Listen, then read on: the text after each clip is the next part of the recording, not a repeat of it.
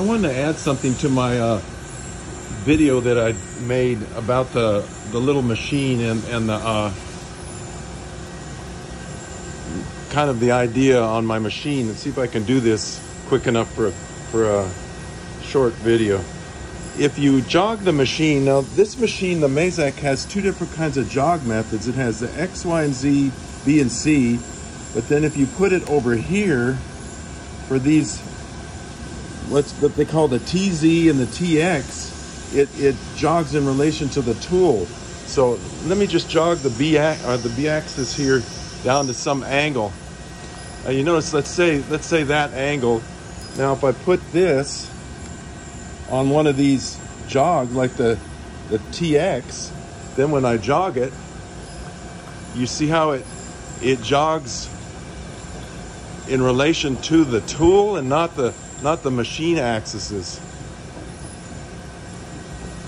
So if you're jogging in the X there like I am, or in the Z, you know, it jogs straight with the tool and it combines the axes together to jog it. And this is kind of what I had an idea on that machine as sort of a hybrid manual mode.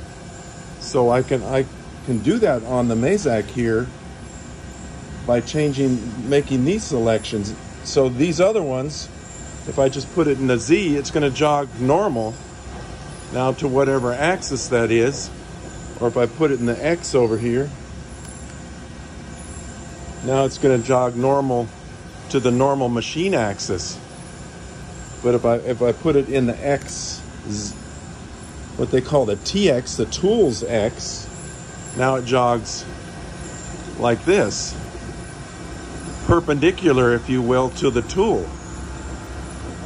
Or the TZ goes straight up and down. Now this is necessary on a machine like this, because if you stop the machine with a tool in a hole like this, you have to be able to jog it out. Otherwise you couldn't jog it out of the hole if you stopped it or the tool broke or something and you had to change it. So it's absolutely necessary to be able to jog parallel to the tool. But on a manual machine like a Bridgeport mill or something, if you tip the head or nod the head, you have to move the knee up and down in order to say face a flat face or do these kind of things on a manual mill, because it can't, unless you had another axis of the machine perpendicular to the tool's axis, you can't really face, you know, flats or mill pockets in the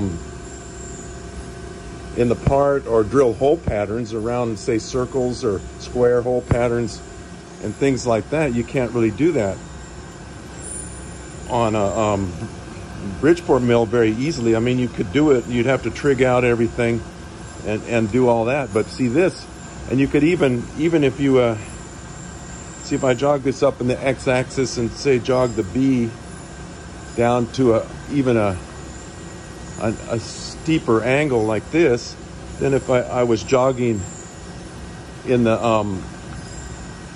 what they call this XZ axis, I could turn tapers. If you know, if the chuck was turning and everything, I could literally turn tapers this way manually, which you really can't, you know, you really can't do on a normal CNC machine because it doesn't do this kind of jogging ability. But what if you put this ability into a manual machine, and the way you were controlling it, you had a hand wheel for every axis that you want to move, like as if the controls on the manual machine were like that, but you're actually just pretty much here flying by wire, so to speak, and the computer is figuring out how to move each axis to do the movement you want.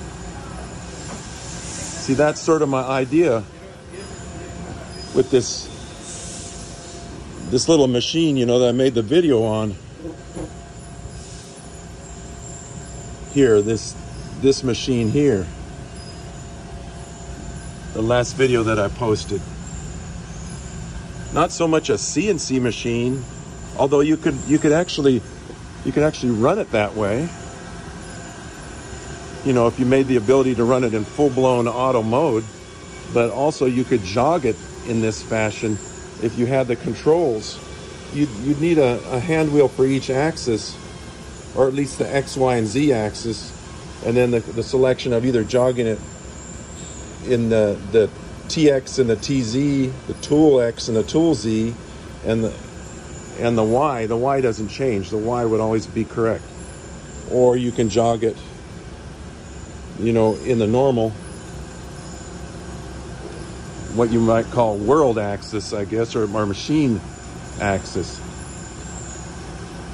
And then you could, to change the position on the part, you can rotate the C axis here